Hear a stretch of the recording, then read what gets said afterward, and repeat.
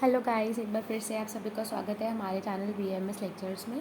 तो जैसे कि लास्ट टाइम हमने निदान स्थान में चैप्टर 1 पढ़ा था, जड़ निदान। तो आज हम चैप्टर 2 रक्तपित्त को देखेंगे, है ना। तो देखिए, चैप्टर 2 है रक्तपित्त, ठीक है। तो ऐसा देखिए, सिक्वेंशली ऐसा आचार्य चरक ने बताया, सबसे पहले ज्वर का निदान, फिर उसके बाद रक्तपित्त। तो ज्वर के बाद रक्तपित्त की उत्पत्ति क्यों हुई? तो देखिए, प्रथम अध्याय में रोगों के प्रधान होने के कारण ज्वर का वर्णन किया गया, क्योंकि रोगों में प्रधान है इसलिए ज्वर का वर्णन किया गया था। इसके बाद रक्तपित्त का ही किया गया है, क्योंकि ज्वर के बाद रक्तपित्त होता है। मतलब इनका ऐसा कहना है कि भाई जब ज्वर होता है उसके बाद सेकेंड स्टेज में जो है रक्तपित्त होता है, इसीलिए जो है ज्वर के बाद रक्तपित्त का वर्णन किया गया है। अतः ज्वर के बाद इसका वर्णन अभीष्ट हुआ है। और दूसरी यह बात है कि ज्वर की तब तक उत्पत्ति नहीं होती है जब तक पित्त का प्रकोप नहीं होता है, और बढ़ता हुआ पित्त शरीर में ऊष्मा लाता है। वैसे ही जब बढ़ा हुआ पित्त रक्त को दूषित करता है, तब रक्तपित्त नामक रोग की उत्पत्ति होती है। तो देखिए, बेसिकली इसमें ये बता रहा है कि जैसे रक्तपित्त कब होगा। जैसे हमें पता है कि पित्त और रक्त दोनों का मतलब जो पित्त है वो आश्रय होता है, मतलब रक्त और पित्त आपस में रिलेटेड होते हैं। अगर पित्त बढ़ता है तो रक्त बढ़ता है। आई थिंक ये सब आप सभी को पता होगा फर्स्ट ईयर से ही, क्योंकि उन दोनों गुण धर्म जो होते हैं वो समान होते हैं। तो रक्त और पित्त जो होता है वो आपस में सिमिलर होता है। तो ज्वर कैसे होगा? बिना पित्त के ज्वर की उत्पत्ति नहीं होती। तो जब पित्त थोड़ा अमाउंट में बढ़ता है तो क्या होता है? ज्वर होता है। लेकिन जब ज्वर जो होता है बढ़ता रहता है, पित्त का शमन नहीं हम करते हैं, ज्वर बढ़ता रहता है, पित्त बढ़ता रहता है शरीर में, तो ज्वर के बाद जो है रक्तपित्त की उत्पत्ति हो जाती है, ऐसा आचार्यों ने बोला है। इसीलिए आचार्य चरक ने ज्वर के बाद रक्तपित्त की उत्पत्ति मानी है, ठीक है। इसके बाद देखिए, इस प्रकार दूषित पित्त को रक्तपित्त नाम से कहा जाता है, उसकी व्याख्या की जाएगी। तो बेसिकली जो दूषित पित्त होता है, जब वो रक्त को दूषित कर देता है तो उस रोग को हम क्या कहते हैं? रक्तपित्त कहते हैं, ठीक है। तो इसके बाद जो नीचे वाला पैराग्राफ है, इसमें आपको इस रक्तपित्त के निदान और उसकी संप्राप्ति दोनों का वर्णन यहाँ पर किया गया है।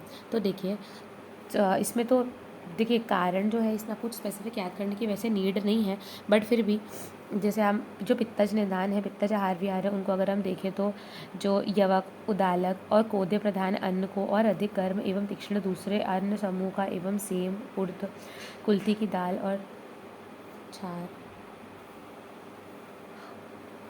तो ये सब चीज़ें जो हैं अगर हम एक साथ मिलाकर अगर हम खाते हैं, छार वगैरह जो होता है पित्त प्रधान अन्न होता है ना। दही का पानी, मट्ठा, ये सारी चीज़ें जो हैं। देखिए, आहार में भी आप डिवीज़न कर सकते हैं कि खाने वाला आहार कौन सा होता है और ड्रिंक करने वाला आहार कौन कौन सा होता है। तो इस तरीके से आप आहार को याद रख सकते हैं, है ना। फिर इसके बाद से विशेषकर चावल से बनी हुई जो वस्तुएं हैं, है ना, सुरा, सौवीर, तुशोधक, मैरियक, मेदक, मधुलक, ये सभी जो चीज़ें होती हैं ये शरीर में क्या करती हैं? पित्त को बढ़ाती हैं। इसके बाद देखिए, पित्त की संप्राप्ति जो है, इसका श्लोक अगर आप याद कर सकें, जैसे मैंने आपको जो है ज्वर में बताया था कि ज्वर की संप्राप्ति का श्लोक याद करने के लिए मैंने आपको बोला था, उसी तरीके से यहाँ पर देखिए, अगर आप ये याद कर लेते हैं, पित्तम प्रकोपम आपद्यते लोहितम च स्वप्रमाणम अतिवर्तते तस्मिन् प्रमाणम अतिवृत्ते पित्तम प्रकोपितम शरीरम अनुसर्पद्य देव यकृतप्लीहा प्रभावाणाम लोहितवाहानाम च श्रुतसाम लोहित अभिष्यन्द गुरुणी मुखान्यास्याद्य प्रतिरुंधया तदैव लोहितम दूषयन्ति। तो ये यहाँ पर जो है पूरी पित्त की संप्राप्ति दी हुई है। ये मुझे याद थी एंड आई होप सो कि आप लोग भी इसे याद कर लेंगे, या आपको पेपर में लिखने के लिए बहुत बेनिफिशियल होगी। अब बेसिकली देखिए, इसमें हिंदी में ये बताया गया है कि जब पित्त जो होता है वो बहुत ज़्यादा बढ़ करके जो है रक्त को दूषित करता है। तो रक्त को जब वो दूषित करता है तो वो क्या करता है? रक्त का जो अमाउंट होता है वो बढ़ा देता है। मतलब रक्त का अमाउंट पित्त रक्त को दूषित करता है और उसको रक्त को पतला पतला कर देता है। जिसके जब अगर कोई भी चीज़ जो है गाढ़ी से पतली होगी तो उसका अमाउंट ऑब्वियस सी बात है बढ़ जाएगा। तो रक्त का प्रमाण जो होता है वो अपने प्रमाण से अधिक रूप में बढ़ जाता है। और फिर तो रक्त की उत्पत्ति कहाँ से होती है? यकृत प्लीहा से होती है, ये चीज़ हमें पता ही है। तो यकृत प्लीहा की जो नाड़ियाँ होती हैं उनमें जाकर के जो है ये जो दूषित पित्त होता है ये ब्लॉकेज क्रिएट कर देता है, जिससे रक्त पित्त की उत्पत्ति होती है, ऐसा आचार्यों ने बताया है। देखिए, एक बारी हम इसका हिंदी पढ़ते तो शायद आपको और अच्छे से क्लियर हो जाए कि पीता है तो वह व्यक्ति के आचरण करने पर पित्त जो है वो कुपित हो जाता है, साथ ही रक्त भी अपनी उचित मात्रा से अधिक हो जाता है। तो पित्त प्रकोपित हो जाता है और रक्त क्या होता है, अपनी मात्रा से जो क्या हो जाता है, अधिक हो जाता है। शरीर में रक्त अधिक मात्रा में हो जाने पर कुपित हुआ पित्त सारे शरीर में फैलकर यकृत एवं प्लीहा से उत्पन्न होने वाले रक्त को बहाने वाले स्रोतों जो रक्त के प्रभाव करने से भारी हो गए हैं उनके मुख को प्राप्त कर अवरोध कर देता है, जिससे पित्त रक्त को दूषित कर देता है ना। तो ये यही चीज़ बताया, जैसे मैंने आपको बताया कि जो पित्त होता है वो क्या करता है, अपनी मात्रा से अधिक हो जाता है, रक्त अपनी मात्रा से अधिक हो जाता है। फिर शरीर में रक्त अधिक जब हो जाता है तो वह कुपित हुआ पित्त जो होता है सारे शरीर में फैल जाता है और यकृत और प्लीहा से उत्पन्न होने वाले रक्त को बहाने वाले स्रोतस, मतलब वो स्रोतस जो रक्त को यकृत और प्लीहा से बहाते हैं, वो उनमें क्या करता है, अवरोध उत्पन्न करता है और इसी प्रकार से जो है रक्त पित्त की उत्पत्ति होती है। अगर आपको नहीं समझ आया तो आप प्लीज़ मुझे कमेंट करके नीचे बताइएगा कि मुझे नहीं समझ आया है, तो मैं आपको एक बार और संप्राप्ति एक्सप्लेन कर दूँगी किसी नेक्स्ट वीडियो में। तो अब आप देखिए रक्त पित्त की निरुक्ति। देखिए वैसे तो ये श्लोक बहुत इंपॉर्टेंट है, अगर आप इसे याद कर सकते हैं तो ठीक है, और अगर आपको याद नहीं होता है इन केस, तो आप ये हिंदी के 3 पॉइंट्स याद रखिएगा कि उस पित्त को संसर्ग के कारण, रक्त को दूषित करने के कारण और रक्त के साथ गंध और वर्ण को धारण करने के कारण इसे रक्तपित्त कहा जाता है।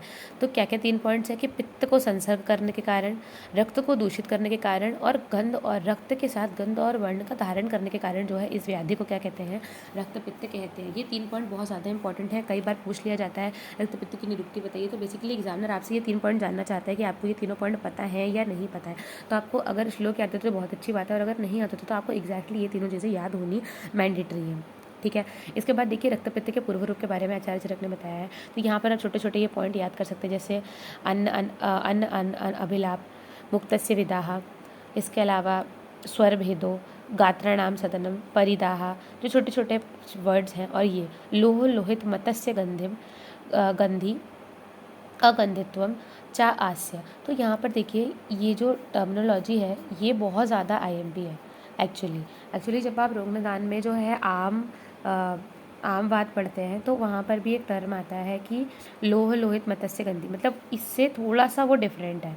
जैसे यहाँ पर लोह लोहित मत्स्य गंधी का जो मतलब है वो ये है कि भाई लाल और मतलब मत्स्य के समान जो है शरीर से गंध आती है, मतलब रक्त और मुख से लोहे के समान रक्त और मछली और आम की तरह जो है गंध का निकलना जो है ये इसमें आता है। और आम वाले में बहुत सिमिलर सा ही श्लोक है, उसमें थोड़ा सा डिफरेंस है। तो आप जब रोग निदान पढ़े तो वहाँ पे देख लीजिएगा कि ये दोनों चीज़ें जो है यहाँ पर बहुत ज़्यादा डिफरेंस है। और ये पूछा भी जाता है कि लोह लोहित मत्स्य गंधित्वम किसका जो है पूर्व रूप है, किसका पूर्व रूप है। तो ये बहुत ज़्यादा इंपॉर्टेंट पूर्व रूप है रक्तपित्त में। तो एक बार हम रक्तपित्त के पूर्व रूप को देख लेते हैं। जैसे देखिए भोजन में इच्छा ना होना, भोजन के बाद गले में दाग का पड़ना, भोजन के बाद पक्वावस्था में खट्टी डकार, शुक्त की तरह गंध एवं रसवर्ण के डकार, वमन का वेग बार बार आना, वमन का घृणित होना, है ना, स्वर भेद, अंगों में शिथिलता, लोह रक्त मछली और आम के गंध का निकलना, पिड़िकाओं का रक्त हरा नीला हो जाना। तो ये सब चीज़ें जो हैं वो रक्तपित्त के पूर्व रूप में आती हैं। मैंने आपको स्पेसिफिक पूर्व रूप बता दिया है जो पूछा जाता है। इसके अलावा और आप नीचे देख लीजिए रक्तपित्त के उपद्रव। देखिए व्हाट आर उपद्रव वो होते हैं जो, वैसे अगर हम नॉर्मल की बात करें कि उपद्रव क्या होते हैं, तो उपद्रव होते हैं कॉम्प्लिकेशन। लेकिन उसके अलावा आप उपद्रव, अगर आप स्पेसिफिक डेफिनेशन जो आप रोग निदान में पढ़ेंगे तो उपद्रव वो होते हैं जो किसी भी व्याधि की उत्पत्ति के बाद उत्पन्न होते हैं, मतलब वो व्याधि से रिलेटेड होते हैं। और उपद्रव की चिकित्सा जो है व्याधि की चिकित्सा के समान ही होती है, उनको अपन क्या बोलते हैं, उपद्रव बोलते हैं। जो व्याधि के पूर्व उत्पन्न होते हैं उन्हें पूर्व रूप बोलते हैं, लेकिन जो व्याधि उत्पत्ति के बाद जो और उसकी क्लिष्ट अवस्था में उत्पन्न होते हैं उन्हें हम क्या बोलते हैं, उपद्रव बोलते हैं। तो रक्तपित्त के 11 उपद्रव हैं और ये 11 के 11 आपको याद होने चाहिए। कुछ लोग वेरी IMP है, आपको याद होना ही होना चाहिए, नहीं तो ये 11 के 11 आपको बिल्कुल टिप ऑफ द टंग होने चाहिए, है ना। उपद्रवास्तु खलु, दौर्बल्य, आरोचक, अविपाक, श्वास कास, ज्वर, अतिसार, शोष, पांडु रोगा, स्वर भेदश्च। तो ये आपको जो है ये 11 जो है रक्तपित्त के उपद्रव आप याद कर लीजिएगा, ठीक है। इसके बाद देखिए रक्तपित्त के 2 मार्ग। तो ये बहुत इंपॉर्टेंट है, ये क्वेश्चन पूछता है कि रक्तपित्त के कितने मार्ग होते हैं। तो वैसे तो यहाँ पर उन्होंने लिख दिया है 2 मार्ग, लेकिन रक्तपित्त के वैसे 3 मार्ग होते हैं। एक उभय, एक अधो, मतलब सॉरी एक ऊर्ध्व, एक अधो, और एक होता है उभय, मतलब दोनों तरफ से। तो रक्तपित्त रोग के 2 मार्ग होते हैं, एक ऊपर से दूसरा नीचे से। वह रक्तपित्त अधिक कफ वाले शरीर में कफ के संसर्ग से ऊपर जाता हुआ कान, नाक और मुख से निकलता है। अधिक वायु वाले शरीर में वात के संसर्ग से नीचे आकर मूत्र और गुदमार्ग से निकलता है। अधिक कफ और वात प्रधान शरीर में कफ वात के संसर्ग से ऊपर एवं नीचे दोनों मार्गों में वह पहुंचता है और दोनों मार्गों में पहुंचकर वह शरीर में कहे हुए सभी क्षेत्रों को से निकलता है। तो बेसिकली इसमें वो क्या बता रहे हैं कि जैसे मान लीजिए कि ये तो अपन को पता है कि पित्त के प्रकोप होने से हो रहा है। अब लेकिन ये जो मार्गों की बात कर रहे हैं ये भी दोष के अनुसार है। कैसे? जैसे मान लीजिए किसी कफज, कोई व्यक्ति कफज है, तो कफ का मार्ग जनरली क्या होता है? कफ का जो मार्ग है वो ऊर्ध्वगामी, क्योंकि वो मुख है, क्योंकि वो आमाशय से उत्पन्न होता है, आमाशय समुद्र कफ होता है। तो अगर कोई कफज व्यक्ति है और उसमें अगर पित्त का प्रकोप हो रहा है तो वो कफ के साथ संसर्ग करेगा और जितने भी हमारे ऊपर के मार्ग हैं जैसे नेत्र, नख, नासा, है ना, तो इन सब जगहों से बाहर आएगा तो उसको अपन ऊर्ध्वगत रक्तपित्त बोलेंगे। लेकिन अगर कोई वात प्रधान व्यक्ति है, इसके शरीर में वात बढ़ा हुआ है और फिर उसके बाद पित्त बढ़ गया, तो क्या करेगा? वात और पित्त जो होगा वापस में संसर्ग कर जाएगा और अधोमार्ग से वो क्या करेगा? गमन करेगा। तो उसको हम क्या बोलेंगे? अधोगत रक्तपित्त बोलेंगे। तो वही यहाँ पर ये स्पेसिफाई कर रहा है कि रक्तपित्त के 2 मार्ग कौन कौन से होते हैं। आई होप आप लोगों को समझ में आ गया। अगर नहीं समझ में आया तो प्लीज़ नीचे कमेंट करके ज़रूर बताएं। फिर उसके बाद देखिए साध्यता असाध्यता। तो साध्यता असाध्यता में क्या यहाँ पर उन्होंने बताया है कि भाई एक जो होता है सुख साध्य होता है, जो अपना ऊर्ध्व मार्ग वाला होता है वो सुख साध्य होता है, अधो मार्ग वाला कृत साध्य होता है, और जो उभय मार्ग वाला होता है वो क्या होता है? असाध्य होता है।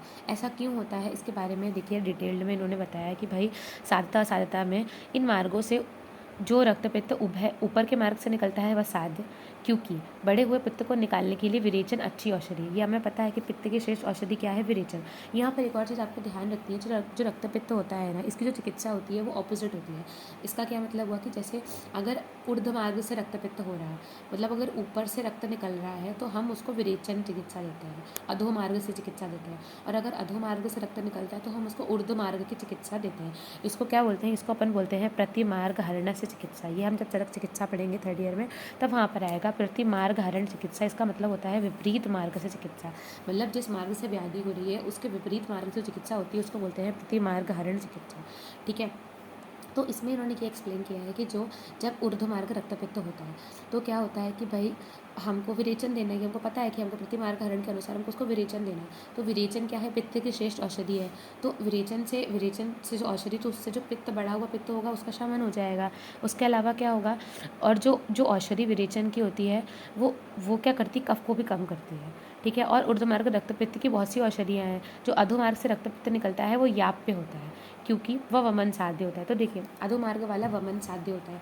तो वमन किसकी श्रेष्ठ? वमन कफ की श्रेष्ठ चिकित्सा है। मतलब कफ की श्रेष्ठ चिकित्सा क्या है? वमन, ना कि पित्त की श्रेष्ठ चिकित्सा। तो अगर आप वमन कराएंगे भी तो क्या उसके शरीर का पित्त उतना निकल पाएगा? नहीं।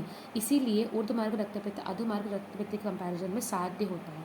आई होप आप सभी को क्लियर हो गया होगा कि ऐसा क्यों है कि ऊर्ध्वमार्ग रक्तपित्त साध्य है और अधोमार्ग रक्तपित्त जो होता है वो याप्य होता है। वो इसलिए क्योंकि पित्त की श्रेष्ठ चिकित्सा विरेचन है, ना कि वमन, और यहाँ पर पित्त के बढ़ने के कारण ही रक्तपित्त की उत्पत्ति हो रही है। ठीक है। फिर उसके बाद जो उभय मार्ग से रक्तपित्त होता है वह क्या होता है? असाध्य होता है, क्योंकि दोनों मार्गों से रक्तपित्त हो जाने पर वमन और विरेचन नहीं दिया जा सकता है और ऐसी कोई औषधि नहीं है जो दोनों मार्गों को ठीक कर सके। तो आई होप आपको ये जो कंपैरिजन है वो क्लियर हो गया होगा कि ऐसा क्यों है। इसके बाद थोड़ा सा इसका विमर्श भी आप देख लीजिए। ये काफ़ी अच्छा विमर्श इसका यहाँ पर बताया गया है कि ऊपर से आने वाले रक्तपित्त को साध्य माना गया है क्योंकि उसमें कफ प्रधान होता है। प्रतिमार्गम च हरणम रक्तपित्ते विधीयते के अनुसार ऊर्ध्व में विरेचन, अधो में वमन देना उचित है। विरेचन साध्य होने से ही ऊर्ध्वगत साध्य है, क्योंकि विरेचन पित्तनाशक और ऊर्ध्व रोग में जो कफ साथ होता है उससे भी नाश करने में सहायक होता है। कैसे? कफ को कैसे नाश करेगा? जो विरेचन कारक औषधियाँ होती हैं वो अधिक मिलती हैं और कफ के शुद्ध हो जाने पर कषाय, स्वादु, तिक्त रस का प्रयोग भी पित्त एवं कफ दोनों को नाश करते हैं। तो यहाँ पर हमें एक अलग से पॉइंट मिल जाता है कि ये जो 3 रस होते हैं, कषाय, मधुर और तिक्त, ये पित्त का भी और कफ का भी दोनों का शमन करते हैं। इसीलिए जो विरेचनार्थ औषधियाँ होती हैं, क्योंकि वो ये रस प्रधान होती हैं, इसलिए वो पित्त प्लस कफ दोनों का शमन करती हैं। इसीलिए जो ऊर्ध्वगत रक्तपित्त है वो साध्य होता है, जबकि जो अधोगत रक्तपित्त है, देखिए इसके आगे क्या लिखा है कि अधोगत याप्य होता है क्योंकि वह वमन साध्य है। वमन पित्त रास के लिए उत्तम चिकित्सा नहीं है। जैसे कि मैंने आपको पहले बताया कि पित्त को निकालने की सर्वोच्च चिकित्सा विरेचन है, ना कि वमन। और उसमें रस कौन कौन से होते हैं, कषाय और तिक्त। ये रस जो होते हैं वो पित्त का शमन तो करते हैं लेकिन वात को बढ़ा देते हैं, इसीलिए ये क्या होती है, यात होती है, क्योंकि इसमें एक दोष को बढ़ा रहा है और एक दूसरे दोष को कम कर रहा है। क्योंकि ऊर्ध्वगत में क्या हो रहा है, जो रस है वो कफ और पित्त दोनों का शमन कर रहे हैं। आई होप आप सभी को ये चीज़ क्लियर हो गई हो। बहुत अच्छे से इस चीज़ को पढ़िएगा क्योंकि सारे पूछी जाती है और ये बहुत ज़्यादा इंपॉर्टेंट क्वेश्चन है और आपको आना भी चाहिए। अब इसके बाद देखिए चिकित्सा सूत्र। जैसे हमने ज्वर में चिकित्सा सूत्र पढ़ा था कि भाई हमें उसको उपवास कराना है और हल्का भोजन देना है ना। इसमें देखिए क्या होता है चिकित्सा सूत्र कि सावधानी पूर्वक वैद्य को उचित है कि शीघ्र ही नाशक दाह अग्नि की तरह यदि रक्त पित्त रोग आपत्तित हो जाए तो अत्यधिक इस रोग की शांति का प्रयत्न मात्रा देश काल का विचार कर संतर्पण के द्वारा एवं अवतर्पण के द्वारा। तो ये क्वेश्चन बहुत ज़्यादा इंपॉर्टेंट है। देखिए यहाँ पर लिखा है संतर्पण के द्वारा या अवतर्पण द्वारा, तो हम संतर्पण और अवतर्पण दोनों तरह की चिकित्सा जो होती है वो रक्त पित्त को साध्य करने के लिए यूज़ कर सकते हैं। ये क्वेश्चन पूछा जाता है कि रक्त पित्त में किस तरह की चिकित्सा का यूज़ करते हैं। एमसीक्यू का क्वेश्चन भी है और 2 नंबर का क्वेश्चन भी है। यहाँ से डायरेक्ट क्वेश्चन उठता है कि संतर्पण और अवतर्पण क्या दोनों चिकित्सा दी जाती है या फिर सिर्फ संतर्पण दी जाती है या फिर सिर्फ अवतर्पण दी जाती है। तो आपको बोथ ऑफ द अबव में टिक करके आना है क्योंकि संतर्पण प्लस अवतर्पण दोनों तरीके की चिकित्सा जो होती है वो रक्त पित्त की चिकित्सा में दी जाती है। ठीक है, इसके अलावा मृदु, मधुर, शीत, तिक्त और कषाय रस, ये रस भी आपको याद रखने हैं कि भोजन के द्वारा जो है बाहरी शरीर में लेप, परिषेक, तो ये सब तो जो पित्त का शमन करने के लिए जो वो है वो तो करना ही करना है। तो इस प्रकार से जो है यहाँ पर चिकित्सा सूत्र बताया गया है। इसके बाद देखिए साध्यता में कारण, तो यहाँ पर वही सारी चीज़ें जो पिछे लिखी हैं वही दोबारा से एक्सप्लेन किया हुआ है। इसके अलावा देखिए यहाँ पर जो है असाध्य का थोड़ा सा लक्षण बताया गया कि किस तरीके का रक्त पित्त जो होता है वो असाध्य होता है। तो ये भी हम पढ़ चुके हैं कि कौन सा साध्य होता है, कौन सा याप्य होता है और कौन सा जो है असाध्य होता है। तो हमको पता है जो उभय वाला होता है असाध्य होता है, लेकिन ऐसा बोला जाता है कि अगर किसी व्याधि में समस्त लक्षणों की उत्पत्ति हो जाए तो वो व्याधि क्या होती है, असाध्य होती है। इसका क्या मतलब हुआ, जैसे मान लीजिए किसी को ज्वर हुआ है तो हो सकता है किसी का टेम्परेचर बढ़ रहा है, किसी को अन्न इच्छा बहुत ज़्यादा, किसी को खाने की इच्छा होती भी है, किसी को नहीं भी होती है। मतलब ये समस्त लक्षण कि भोजन की इच्छा भी नहीं हो रही है, उसको अजीब अजीब दिख भी रहा है, उसको ज्वर भी आ रहा है। मतलब किसी भी व्याधि में कभी भी समस्त लक्षणों की उत्पत्ति नहीं होती है, कुछ लक्षणों की उत्पत्ति होती है जिससे हमें आइडेंटिफाई करते हैं कि हाँ ये इसका डिसीज़ है। लेकिन अगर किसी व्याधि में समस्त लक्षणों की उत्पत्ति हो जाती है या फिर अरिष्ट लक्षणों की उत्पत्ति हो जाती है तो उस व्याधि को असाध्य मानना चाहिए, ऐसा आचार्य चरक ने बताया है। अरिष्ट लक्षणों के बारे में हम निदान सामने पढ़ेंगे। अरिष्ट लक्षण बेसिकली उसका डेफिनेशन ये होता है कि अरिष्ट लक्षण मतलब मृत्यु सूचक जो लक्षण होते हैं, मतलब ऐसे लक्षण जिनकी उत्पत्ति होने पर व्याधि को समझ लेना चाहिए कि अब वो डिसीज जो है वो क्योरेबल नहीं है, उनको अरिष्ट लक्षण बोला जाता है। तो यहाँ पर देखिए कुछ असाध्य लक्षणों के बारे में बताया गया है कि वह जब रक्त पित्त में गिरने वाले रक्त का वर्ण काला या नीला, रोग में गिरने वाला रक्त का वर्ण काला या नीला या आकाश में दिखाई देने वाले इंद्रधनुष की तरह हो जाए, हरा, लाल, पीला, सफ़ेद, काला, मतलब जब जो रक्त पित्त वाले रोगी है उसका जो रक्त है उसका कलर बदल जाए, इस तरीके के कलर का हो जाए, रंग रेनबो कलर का हो जाए, और उसका सफ़ेद कपड़ों में जब जो रक्त में सफ़ेद कपड़ा रंग जाए, अर्थात रक्त रंग ना धोने पर भी ना छूटे, जो रक्त पित्त को असर, मतलब जो ऐसा उस मान लीजिए अगर कोई सफ़ेद कपड़ा है उसमें उसको अगर हमने रक्त लगाया उसके बाद हम उसको साफ़ करें तो अगर वो नहीं साफ़ होता है तो ऐसे रक्त पित्त को हमें क्या देना चाहिए, असाध्य देना चाहिए। इसके नीचे जो वर्ड्स लिखे हैं वो आप एक बार पढ़ लीजिएगा और अगर कोई डाउट हो तो आप मुझे पूछ लीजिएगा। रक्त पित्त चैप्टर इतना बड़ा नहीं है लेकिन इसमें कुछ चीज़ें बहुत ज़्यादा इंपॉर्टेंट है। अगर आपको इसमें कोई भी डाउट हो तो प्लीज़ मुझे कमेंट सेक्शन में बताइएगा, और अगर आपको ये वीडियो पसंद आया हो तो please like, share and subscribe my channel, ताकि मुझे भी इंस्पिरेशन मिले कि हाँ I am doing a good job. So thank you, अब हम मिलते हैं आपसे नेक्स्ट वीडियो में।